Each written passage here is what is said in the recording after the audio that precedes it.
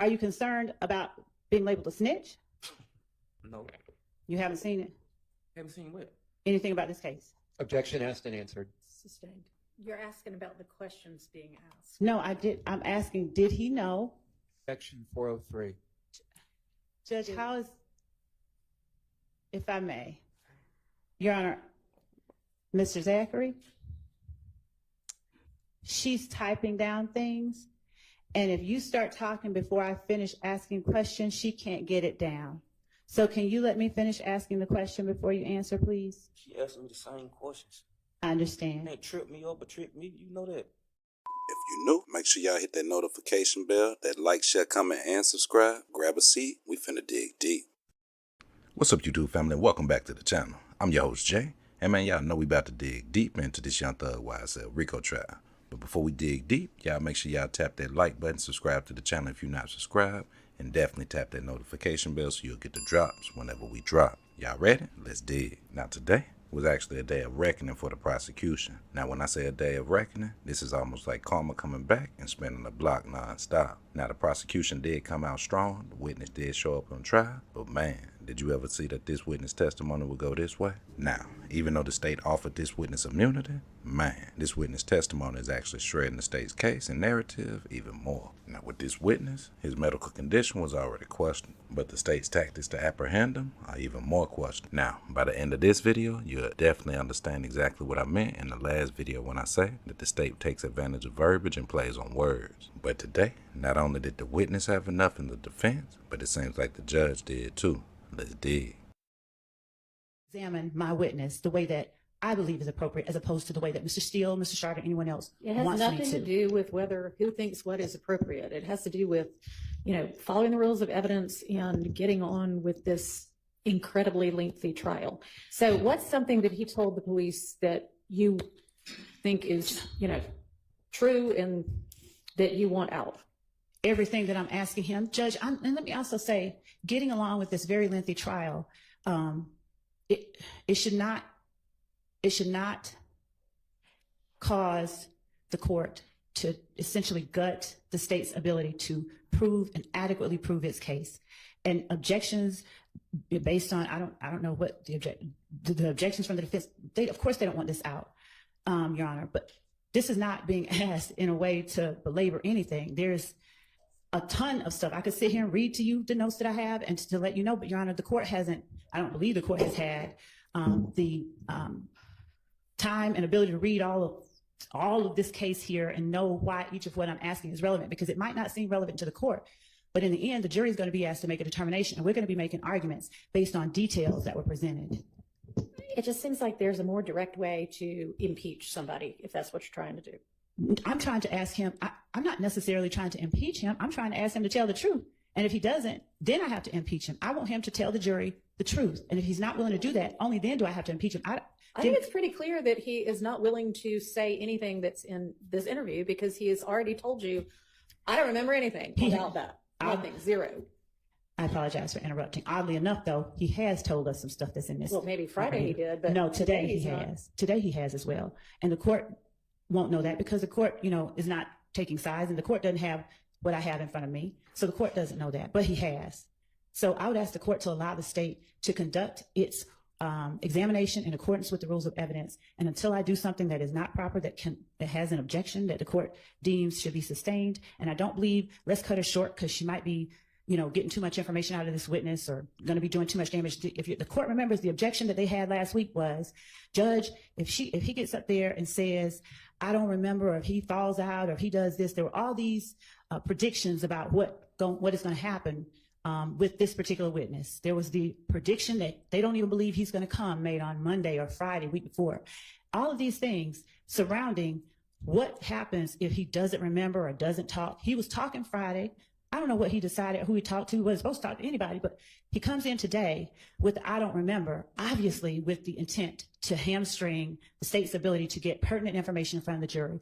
And frankly, that should not be allowed. That is not right. It is not in keeping with the spirit. I guess I'm just saying, let's go ahead and get to the pertinent information. Judge, this is the very pertinent information. I'm not misrepresenting anything to the court at all. I mean, we could sit there and I can go show you line for line. But I don't think that that's required. I don't think that's what the court wants. But I believe that the court ought to allow the state the ability to prove its case as a state. I understand. I'm not trying to prevent anybody from making their case. So the objection was hearsay, and you were saying that you weren't offering it for the truth. And I guess, do you expect the answer to be no, Demekion didn't tell me that? I know for a fact that later on in the interview, when confronted with, when Gaither literally gets up ready to leave, he starts admitting the truth. He starts admitting something different. So correct. I believe that his account that Demekion is the reason he knows certain things is not true. And I have to present, and I'm not going to hide from the jury the fact that he first lied, because that would be the first thing they say when they get up on cross. You lied at first, and you were in Fulton County Blues, and so you lied, you know, you just lied all throughout trying to help yourself. I think it is very relevant and very important that the state be allowed to put up its case in a way that is impactful, effective, ethical, permissible, and right, and within keeping of the rules of evidence. Okay. So anyway, my ruling on the hearsay stands. Your Honor. Yes. I believe that. Do you remember how you knew who it was that shot after Demekion got jumped? I don't know. Objection, Your Honor. Did you- Facts, not evidence. The next question, I think, is going to. Sustained, but you can ask the next All right. question. So you don't remember whether telling the police how you knew it was who Objection, Your shot? Honor. Asked and answered, and it was just sustained the objection. You That can lay was- the foundation. That's what I'm attempting to do. Overruled. So you don't remember telling the police how you knew it was who was shooting at Summernham. No, I don't know. Do you remember telling them that Summer saw the car that they were in? I don't know. Do you remember what car they were in? I don't know. Do you remember what car you believed they were in? I don't know. Do you remember telling the police it was a gray Charger? I don't know. Do you know at this time who drives or who drove a gray Charger on April 28, 2015? I don't know. Do you remember telling the police who drove a gray Charger during that time on April 28, 2015? How can I tell them who driving if I wasn't? Yes I ain't or no? see it. Can you answer the question? Do you remember telling the police who drove a gray Charger Objection 403. on Judge getting to how he knows who shot whom and why steps were taken afterwards, and the fact that it was an alleged if gang and rival gang is very relevant and not cumulative. Sustained, overruled. Who is sustaining? The speaking objection is sustained and the other one is overruled. Okay, so you can answer. Do you remember telling the police who it was that drives a gray Charger on April 28, 2015? No. Do you remember telling the police that that boy, Philo, and his name D, Philo's little brother, drove that car? Philo and D. No. Do you remember telling Detective Gaither that the gray Charger was Philo's little brother's car? No. Let's talk about the state's witness. Now, these are the people that the prosecution has been calling up on the stand themselves to help create this narrative with this whole alleged RICO. But ask yourself, have you seen any type of concrete evidence that link YSL or Young Thug, or these defendants, I should say, to any of the alleged speculations coming in this YSL RICO? Now, in my personal opinion, we've seen nothing more than confusion, contradiction, and time wasted. Is the state actually just using these witnesses as pawns to actually waste time? Because they really have no case and no hardcore evidence? Let's dig. All right, if it's not being offered for the truth, then it is not subject to a hearsay objection. So overruled. I believe it is being offered for the truth, but whatever the court finds.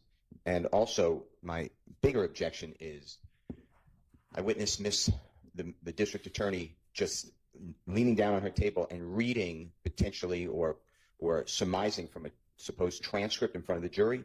Does not give this witness, who keeps saying, I don't recall, it was a 9-year-ago statement. He said he has reviewed nothing for his testimony. And I believe that under 613, which is 24-6-613B, it needs to come in evidence to impeach him, or he needs to be given an opportunity to review what he said, rather than the district attorney just say, did you say this? He said, I don't remember, and then move on. He has basically said he is not going to, preemptively, not going to remember anything other than things about his own probation. So honestly, I think at this point, he's Yeah. laid a foundation that he's not going to remember anything in this interview. Your Honor, I understand what the court surmises so far, but Your Honor, I also know that there are particular parts of this interview that this witness has said certain things because of that. If we were to, as in the past, if we attempted to just based on those statements, because the court sees he's remembering some things and he's not remembering others. And I think it's very important for the jury to see his selective memory. So if we were to simply say, okay, we're just going to play the statement now, we don't believe that, and I understand that the court wishes to, further things along, but if we don't allow the jury to see what his selective memory entails, that we are hiding things from the jury that are very relevant to their making a decision about what they should believe and what they should not believe. We have had circumstances, I'm not saying this is going to happen today, but we've had circumstances where we have done exactly that. There's been, the assertion that he said he doesn't remember. Then we go and try and play the whole thing. And then there's the assertion she didn't confront him with that. And of course, 613, there's nothing that requires us to show him anything. But another thing is he didn't want to meet with us or talk to us. So Yeah, he doesn't have to be presented with the actual transcript. And I mean, so that's a, 200, 300 page transcript you've got in front of you? it Almost is, and some 300 things, pages? it's Are you 275. going page by page through it? Because that's really not necessary. Judge, I'm meeting him, and I'm not going to say page by page, but the things that are important, and even like what I'm holding, I can hide it in a book, but what I'm holding is immaterial to any evidentiary matter. I'm not putting it in front of the witness, asking him to read it. I don't I'm want reading to read notes, from it. That's fine with me. I mean, there's nothing objectionable about that. and I'm reading notes from something that I have in my hand, much like anyone does. And so I believe that we should be allowed to ask this witness all the necessary probing questions. I don't believe that the defense is the only one that gets. We have the burden of proof. I understand that. You don't need to keep saying that. And I don't believe that it should only be the defense that gets to question a witness, when at this point we have a witness who, as we've represented to the court, has said in the presence of his dad, or his dad has said in his presence, and he's accepted and took that on as his assertion too, we don't have to testify. I'm going to call Max Sharp and Brian Steele. That's what he said. So we should be allowed to put all of the facts in front of the jury that this witness said, because frankly, he said a lot, and him simply assert he don't want to get it. He doesn't. Country came out. He does not want to get into what he told the police. He does not want to remember, because it's damning to his friends. And so we believe that the jury should be allowed to see what part he's willing to acknowledge and what part he's not willing to acknowledge. Because frankly, I don't know what part that is. Well, if you want to get on to some other parts and find out, but this is just belaboring everything entirely too much. It sounds like it is, with respect, Your Honor, but it is not. Because let me say this. Every one of these retaliatory shootings, they involve the things that I'm asking him about. I'm not asking him about immaterial, irrelevant stuff. And I get that the court is a little bit, maybe tired of the state asking questions. And I hate that. But the state can't truncate its duty because the defense doesn't want us to present everything to the jury. And this witness can't hijack, no one can hijack the state's case by pretending not to remember and then selectively remembering certain things that he thinks is going to help the defense. That's not fair to the state, to the victims, or to this side, period. So why does the prosecution spend day after day badgering and belittling their own witness? As you see, the defense is definitely over it. Every time the prosecutor tries to make a point, the defense shuts it right down. And to make it worse, the judge is clearly shutting it down too. Now, when the judge gets tired of hearing irrelevant testimony, irrelevant questions from the prosecutor, you know things are bad. For one, it's embarrassing to watch the prosecutor try to recover after all of these defense objections, only to realize that their own witness aren't even helping the case or situation as well. Let's dig. Loyalty, did you have more loyalty to Muktum than anybody else within your circle of friends that night? I ain't got no loyalty to nobody. Did you tell the police that you had more loyalty to Muktum than any of the other names we just mentioned? I don't know. Okay. And in fairness, did you tell the police that you have no loyalty to anybody? I don't know. Did you tell the police that Muktum has no loyalty for you? Objection 403. Sustained. Did you believe that Muktum had loyalty for you on that night? I don't know.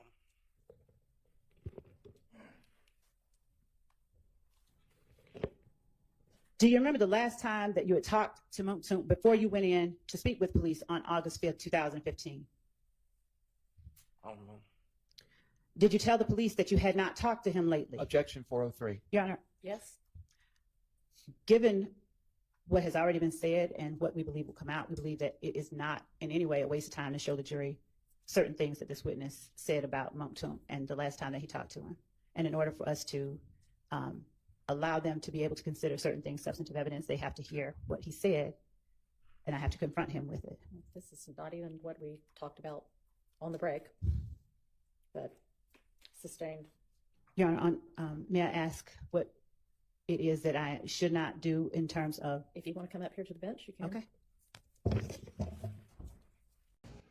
Here's the interesting thing. Now, with the state's witness, this is where it gets very ironic. This is the state's case, the state's witness that are up on the stand, but before the defense can actually even do a cross, what happens? The state actually tears their witness down. Now, we just did a video yesterday describing how the prosecutors moving around defiant, disrespectful, no regard for the courtroom, the witness, or the defendants, let alone even the judge at this point. But today, man, it seems like the defense actually had enough. And not only was the defense tired of it, the judge actually got tired of it as well.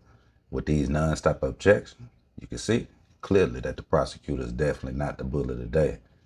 This is what happens when karma comes back around. Everybody knows the bully even gets beat down. Let's dig.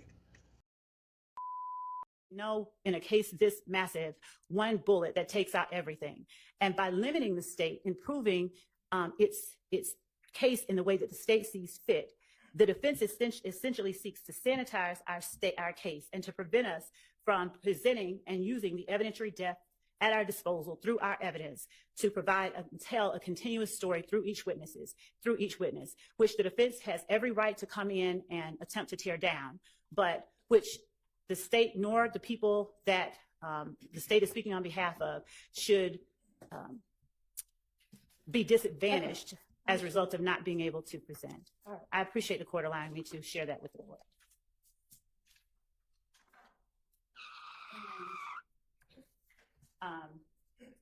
We also found the point where my colleague across the aisle said that if we call... What exactly was said? If you want to play it out loud, you going to pull it up? Pull it up for me. If we call Detective Gaither to the stand to play this, I will object. That's part of it. That's all that's written here. But I'm going to listen to all of it, where he says, if we are having him come here and say, I don't recall to everything, which we didn't expect him to do, Mr. Zachary, that is, that he would object to us. Okay, that doesn't mean it would be sustained. I thought you were talking about the part that that Mr. Steele had raised about the Phillips last name. Did anybody find that and see exactly what that question was? Oh, yeah. I didn't find the exact. So we're looking for the exact objection. Okay, not the objection. Mr. Steele, Mr. Steele, what was your objection to? That we did not have a. Okay, my objection is the question was put to Mr. Zachary by the prosecutor. Did Mr. Zachary tell the police that this person's name is Philip Collins? Okay, that's what I thought. Your Honor, what I remember him saying was we didn't have a good faith basis for asking if he told the police that his name was Philip Collins. Right. What I said was, did you tell the police that his name was Philo or Philip Collins? I used Philo first, and then I said, or Philip Collins. And when he says that I don't have a good faith basis. I know you have a good faith basis for thinking Philip's last name is Collins. Do you have a good faith basis for suggesting that he ever told the police that Philo was Philip Collins? Just, did he ever mention the last name to the police? Your Honor, in listening back to it, something so specific as did he mention the last name? I had a good faith basis because when the police are talking about Philip Collins and they name names and he's agreeing. Did they say Philip Collins? The name Philip Collins, I believe, was raised in the transcript, not the transcript, but the recording in the interview. I'll go back and find that as well. If it was, fine. But throughout, I did have a good faith basis, just like when I asked someone if they know Antonio Sledge when they call them Muntu. Okay. I just have, I apologize. It's like children. That's how I feel. I'm like a child, but that didn't happen. It's not in the transcript.